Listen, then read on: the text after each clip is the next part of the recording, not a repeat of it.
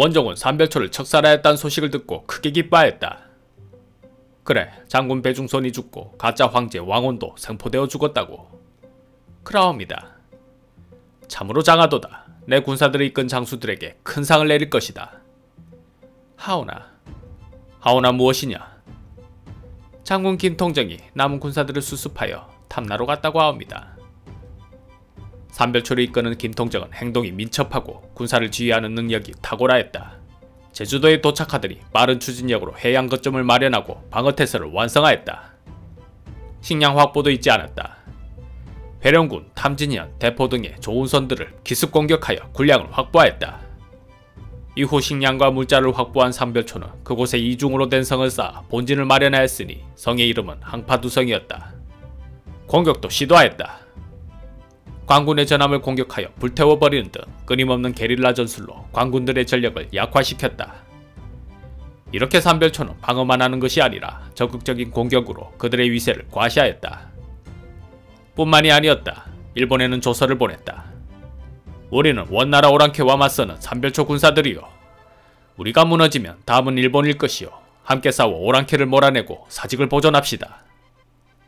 그러나 일본은 고려의 사정이 어두웠는지 그 말을 무시하였다.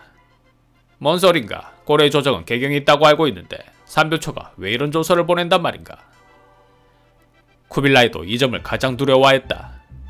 아직 남송을 완전히 정벌하지 못한 마당에 삼별초가 고려, 일본, 남송연합군을 형성한다면 큰일이 아닐 수 없었다. 해군력이 특히 약했던 몽골군이 아니었던가.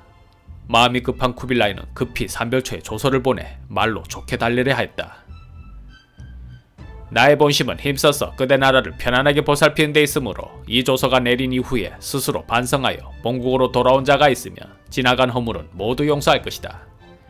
그들 중에 과거에 주인을 배반하고 도망가서 국내에 숨어있는 자라도 역시 생업에 종사하여 백성이 되게 하고 그들의 주인이 찾아내는 것을 허용하지 말도록 하며 만일 그렇게 하지 않는다면 비록 후에도 소용이 있겠는가 라고 하였다. 왕이 원해랑 박천주를 보내 황제의 조서를 가지고 가서 삼별초를 설득하게 하였다.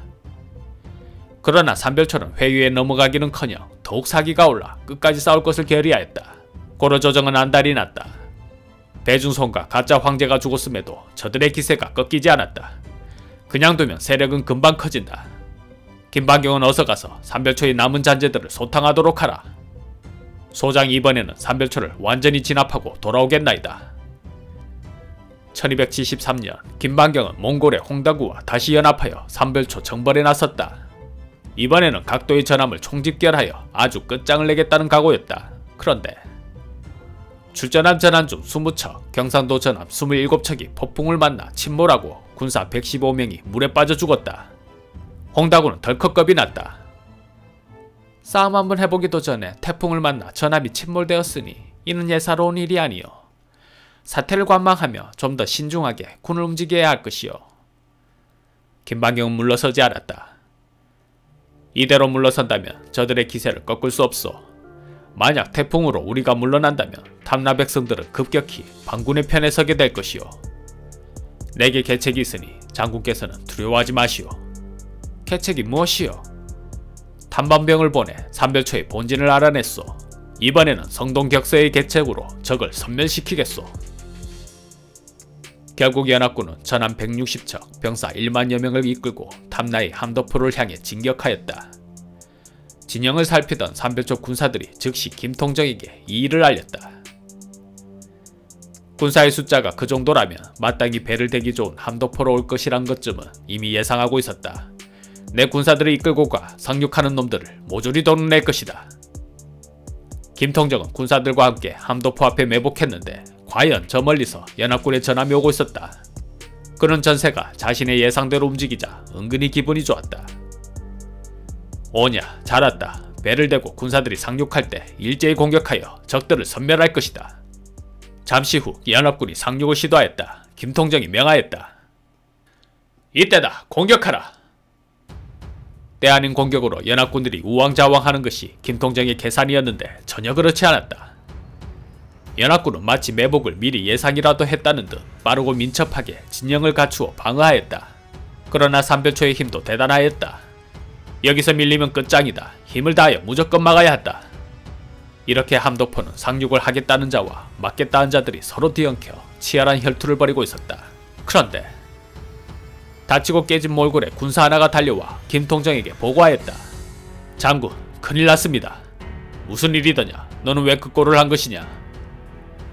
비양도에 적들의 전함이 숨겨져 있었습니다. 우리 군사들이 이곳에서 싸우는 동안 그들은 우리 본진을 쳤습니다. 김통정은 정신이 아득하였다. 걱정하며 물어보기를, 성은 어찌 되었느냐? 적들의 손에 떨어졌습니다. 냉정했던 김통정도 그 말에는 멘탈이 무너져버렸다. 군을 이끄는 대장이 그 정도인데 군사들이야 오죽했으랴. 게다가 성을 함락한 군사들이 곧바로 함덕포를 협공 공격하니 정신없는 삼별초는 급격히 무너져버렸다. 싸움에 대패하여 대부분 군사들이 죽었고 김통정은 간신히 살아남아 70여 명의 부하들과 산으로 달아났다. 그러나 따르는 부하들을 보니 꼴이 말이 아니었다. 모두 다치고 깨져있어 성한 사람이 한 사람도 없었다. 모두가 침묵하여 말은 하지 않았지만 속으로는 이게 끝이라는 것을 모두가 알았다.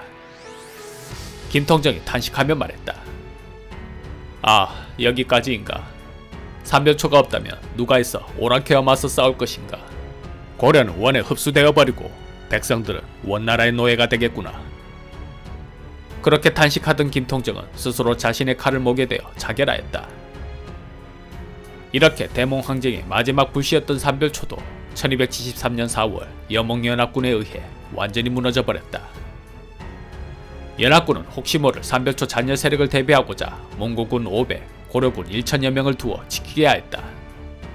구빌라이에게는 특히 기쁜 보고가 있었다. 탐나의 말이 매우 훌륭하다고 하옵니다. 우리 원나라 군력에 큰 보탬이 될 것입니다. 듣던 중 좋은 소식이구나. 탐나에 다루가치들을 보내어라. 탐나 총관부를 설치하여 짐이 직접 그곳을 관리할 것이다. 이렇게 무신들과 고려 조정의 혼란을 틈타 원나라는 쌍성 총관부, 동영부에 이어 탐나 총관부까지 두어 고려의 땅들을 자신들의 영향력에 두었다. 고려 조정도 힘이 없다 하지만 이런 것들을 그냥 두고 보지는 않았다. 다만 역시 힘이 없으니 원정은 말로 어떻게 잘 설득해보려 했다. 우리나라는 오로지 황제의 위엄에 의지하여 이미 권신을 제거하였고 분부를 받들어 옛 수도로 다시 나왔으므로 이제 지난날의 더러움을 씻고 마음을 새롭게 가다듬어 영원히 제후로서의 직분을 다할 때입니다. 그런데 이 좁은 땅에서 다시 서경 이북의 여러 성을 떼어내어 따로 나라를 만든다면 신과 더불어 조공을 감당할 자가 몇이나 되겠습니까? 옛날에 반역자 3인이 노예에 들어간 것을 춘추에서는 비난하였는데 엎드려 바라건대 황제께서는 우리의 옛 땅을 돌려주십시오 라고 하였다. 황제는 회답하지 않았다. 땅을 돌려주기는커녕 더 큰 부담이 고려를 기다리고 있었다.